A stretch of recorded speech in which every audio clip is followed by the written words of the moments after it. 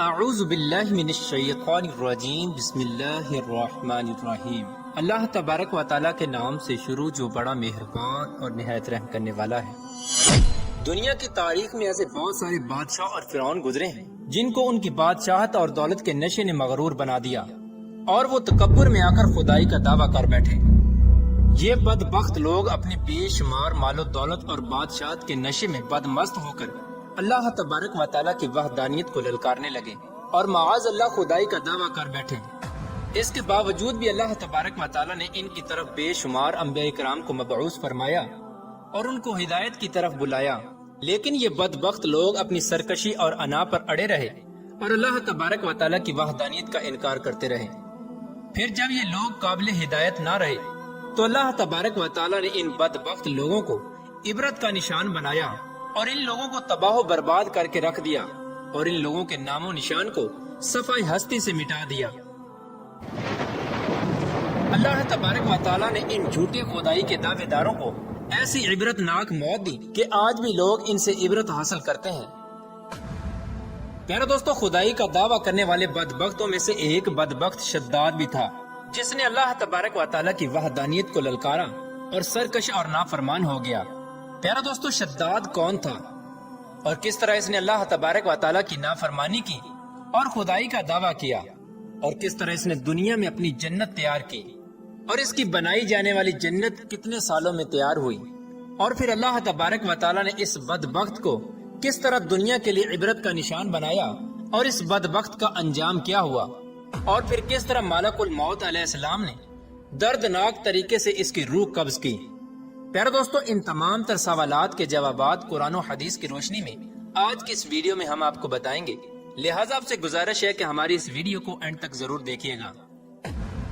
پیارا دوستو، شداد اس قوم کی نسل میں سے تھا جو دنیا کے سب سے طاقتور ترین قوم تھی، جس کو قوم عاد کہا جاتا ہے۔ اس قوم کے بارے میں اللہ تبارک و تعالیٰ قرآن پاک میں ارشاد فرماتا ہے کہ ان کے جیسی قوم نہ اللہ تبارک و تعالیٰ نے ان سے پہلے پیدا کی اور نہ ہی ان کے بعد کسی قوم کو پیدا کیا۔ قوم عاد احقاف کے اندر آباد تھی۔ احقاف ایسی جگہ تھی جہاں ریت کے بہت ہی بلند و بالا ٹیلے تھے، اور احقاف کا یہ علاقہ یمن اور عمان کے درمیان بکھرا ہوا تھا۔ اس علاقے کے اندر قوم عاد 8,500 سال پہلے آباد تھی۔ اس قوم پر اللہ تبارک و تعالیٰ کا یہ خاص کرم تھا کہ اللہ تبارک و تعالیٰ نے اس قوم کو دنیا کی سب سے طاقتور قوم بنایا تھا۔ اس کے ساتھ ساتھ اللہ تبارک و تعالیٰ نے اس قوم کو سرسبز و شاداب باغات اور وافر مقدار میں کھیت عطا فرمائے تھے۔ اس قوم کے پاس بے شمار جانور تھے اور پینے کے لیے میٹھا پانی تھا۔ اس کے علاوہ بھی اللہ تبارک و تعالیٰ نے اس قوم کو بے شمار نعمتوں سے نوازا تھا۔ چنانچہ اس قدر مال و دولت اور نعمتوں کی فراوانی کی وجہ سے یہ قوم بھٹک گئی اور اللہ تبارک و تعالیٰ کی نافرمان قوم ہو گئی اور یہ باغی ہو گئے۔ ان کی ہدایت کے لیے اللہ تبارک و تعالیٰ نے حضرت ہود علیہ السلام کو ان کی طرف مبعوث فرمایا۔ حضرت ہود علیہ السلام اس قوم کو اللہ تبارک و تعالیٰ کے حکم سے تبلیغ کرنے لگے اور اللہ تبارک و تعالیٰ کی وحدانیت کی طرف بلانے لگے، لیکن یہ قوم اپنے کفر و شرک سے باز نہ آئی اور حضرت ہود علیہ السلام کا مذاق اڑانے لگی۔ شداد جو کہ اسی قوم کی نسل میں سے تھا، وہ اس قوم کا بادشاہ تھا اور یہ 2 بھائی تھے۔ روایات میں آتا ہے کہ ایک کا نام شداد تھا اور ایک کا نام شدید تھا۔ شدید پہلے بادشاہ بنا اور وہ فوت ہو گیا۔ اس کے فوت ہو جانے کے بعد شداد نے حکومت سنبھالی اور اس طرح یہ دنیا کی سب سے طاقتور قوم عاد کا بادشاہ بن گیا۔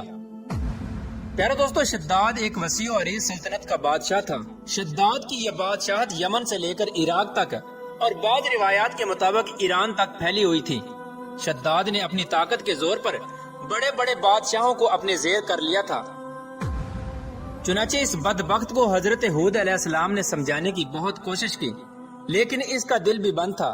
چنانچہ جب حضرت ہود علیہ السلام نے شداد کو اللہ تبارک و تعالیٰ کی وحدانیت کی طرف بلایا اور ایک خدا کی عبادت کرنے کا حکم دیا، تو اس وقت شداد اور حضرت ہود علیہ السلام کے درمیان ایک زبردست مکالمہ ہوا، جس کے نتیجے میں شداد نے حضرت ہود علیہ السلام سے پوچھا کہ اگر میں اللہ تبارک و تعالیٰ پر ایمان لے آؤں تو مجھے کیا حاصل ہوگا؟ تو اس وقت حضرت ہود علیہ السلام نے شداد سے فرمایا کہ تم پر جنت حلال ہو جائے گی۔ جنت کا نام سنتے ہی شداد حضرت ہود علیہ السلام سے پوچھنے لگا کہ یہ جنت کیا ہے تو حضرت ہود علیہ السلام نے شداد کو جنت کا نقشہ بتایا اور جنت کی نعمتوں کے بارے میں شداد کو بتایا۔ حضرت ہود علیہ السلام کی یہ بات سن کر شداد مسکرانے لگا اور حضرت ہود علیہ السلام کو دیکھ کر کہنے لگا کہ یہ کون سی بڑی بات ہے، ایسی جنت تو میں بھی تیار کر سکتا ہوں۔ حضرت ہود علیہ السلام نے شداد کو اس کے اس کفر و شرک سے روکنے کی بہت کوشش کی، لیکن یہ بدبخت باز نہ آیا۔ چنانچہ اس وقت شداد نے اپنی سلطنت کے بہت بڑے بڑے کاریگروں کو اکٹھا کیا اور احقاف میں ارم کے مقام پر 20 کوس لمبی اور چوڑی جنت بنانے کا کام شروع کروا دیا۔ چنانچہ شداد کی تیار ہونے والی اس جنت میں سونے اور چاندی کی اینٹیں لگائی گئیں اور جواہرات بھی لٹکائے گئے۔ اس بدبخت شداد نے اپنی اس بنائی جانے والی جنت میں شہد، دودھ اور پانی کی نہریں بھی رواں کر دی اور دنیا جہان کے خوبصورت درخت، پودے اور پھول بھی لگوا دیے اور اس جنت کو طرح طرح کے جواہرات سے مزین کر دیا۔ قوم عاد چونکہ پہلے ہی بلند و بالا پہاڑوں کو تراش کر محلات بنانے کے اندر ماہر تھی اور شداد کی سلطنت میں تو یہ فن عروج پر تھا، چنانچہ ریت کے ان بلند و بالا ٹیلوں پر بہت بڑے بڑے ستون کھڑے کر دیے گئے اور ان بلند ستونوں پر بڑی بڑی سونے اور چاندی کی عمارتیں بنا دی گئی۔ شداد نے یہ فیصلہ کیا تھا کہ جب تک اس کی بنائی جانے والی جنت تیار نہ ہوگی اس وقت تک وہ اپنی جنت کے اندر قدم نہیں رکھے گا۔ چنانچہ شداد کے حکم کے مطابق جنت تیار ہونے لگی اور شداد اپنے محل کے اندر بے صبری کے ساتھ جنت کا کام مکمل ہونے کا انتظار کرنے لگا۔ شداد کی اس جنت کو تیار ہونے میں 12 سال لگے۔ 12 سال کے اندر جب یہ جنت مکمل تیار ہو گئی اور اس کو طرح طرح کے ہیرے جواہرات سے مزین کر دیا گیا اور طرح طرح کی خوبصورتی سے مزین کر دیا گیا، تو اس وقت شداد کو اس کی جنت کے تیار ہونے کا پیغام پہنچا دیا گیا۔ چنانچہ شداد جنت کے تیار ہونے کا پیغام سنتے ہی بہت خوش ہوا اور شداد اپنی جنت کو دیکھنے کے لیے اپنی فوج کو ساتھ لے کر جنت کی طرف نکل پڑا۔ چنانچہ شداد ابھی جنت کے دروازے پر پہنچا ہی تھا کہ اس نے اپنے سامنے ایک شخص کو کھڑا دیکھا۔ شداد اس شخص کو دیکھتے ہی پہچان گیا اور اپنے حواریوں سے کہنے لگا کہ یہ شخص مجھے جنت میں داخل نہیں ہونے دے گا۔ تو اس وقت شداد کے حواریوں نے شداد سے پوچھا کہ یہ شخص کون ہے اور یہ جنت میں کیوں نہیں داخل ہونے دے گا؟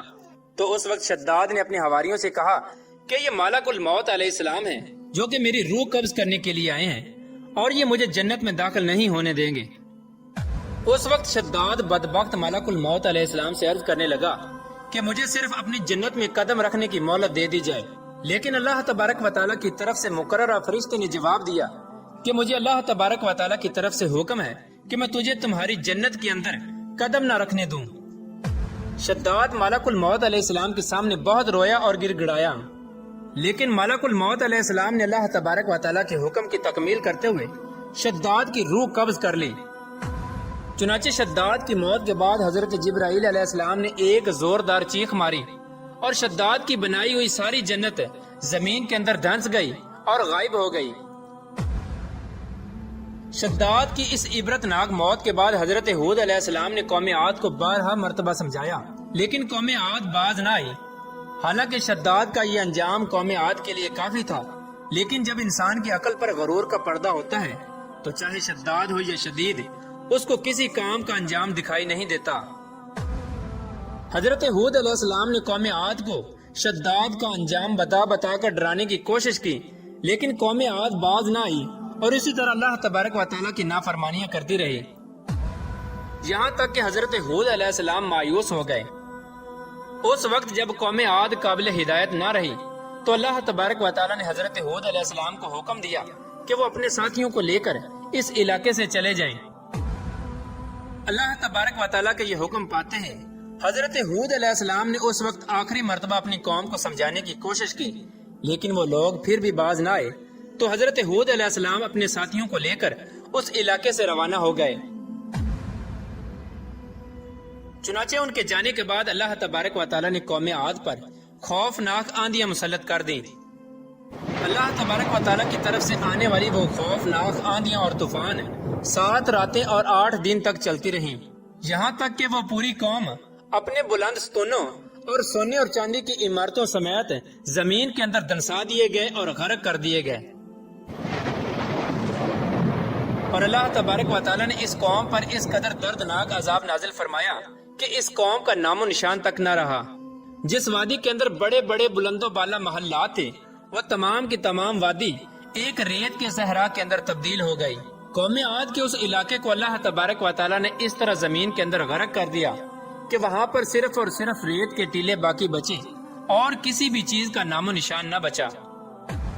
پیارے دوستو، اس طرح اللہ تبارک و تعالیٰ نے شداد اور اس کی قوم کا عبرت ناک انجام کیا اور ان لوگوں کو صفحہ ہستی سے مٹا دیا۔ اللہ تبارک و تعالیٰ سے دعا ہے کہ اللہ تبارک و تعالیٰ ہمیشہ اپنے حضور عاجزی اور انکساری کے ساتھ زندگی گزارنے کی توفیق عطا فرمائے اور حضور صلی اللہ تعالیٰ علیہ وآلہ وسلم کے بتائے ہوئے راستے پر چلنے کی توفیق عطا فرمائے۔